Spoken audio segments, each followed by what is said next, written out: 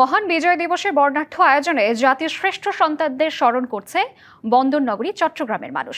সকালে বিজয়ের প্রথম প্রহরে সূর্যোদয়ের সাথে সাথে নগরীর কাটলিতে অস্থায়ী স্মৃতিসৌধ প্রাঙ্গণে ২১ বার তোপধ্বনির মাধ্যমে শ্রদ্ধা নিবেদন শুরু হয়। জাতির বীরদের স্বপ্নের দেশ গড়ার প্রত্যয় ছিল সবার কণ্ঠে।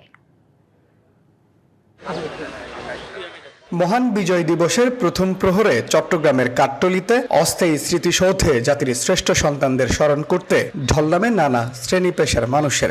মহান বিজয় দিবস। সূর্যোদয়ের সাথে সাথে ২১ বার তোপধ্বনির মাধ্যমে শুরু হয় শ্রদ্ধা নিবেদন। এরপর শহীদদের প্রতি সশস্ত্র শ্রদ্ধা নিবেদন করেন চট্টগ্রাম মেট্রোপলিটন পুলিশের একটি চৌকস দল। এ সময় বিয়োগলে বেজে ওঠে করুণ সুর। এরপর একে একে শ্রদ্ধা জানান বিভাগীয় কমিশনার, মেয়র, জেলা প্রশাসক সহ প্রশাসনের ঊর্ধ্বতন কর্মকর্তারা। তারা জীবন ঝুঁকি নিয়ে একটি দেশ গড়তে চেয়েছিল।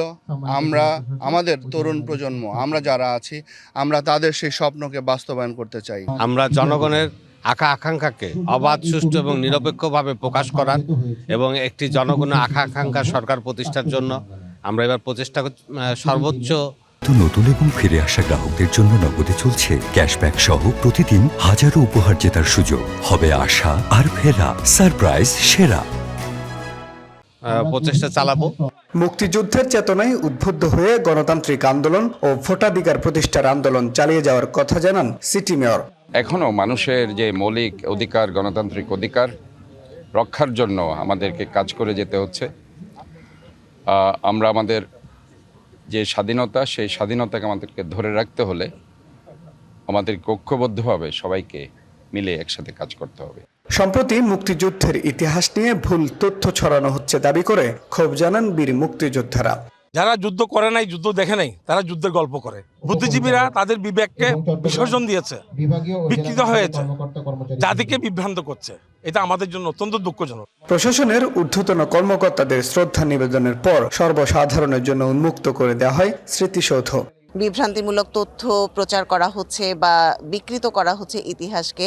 আমার মনে হয় না যে এটা খুব বেশি দিন স্থান পাবে বা এইটা মানুষ খুব বেশি গ্রহণ করবে। যেই বাংলাদেশের আশায় এদের স্বাধীন হয়েছিল, আমরা সেই বাংলাদেশ চাই।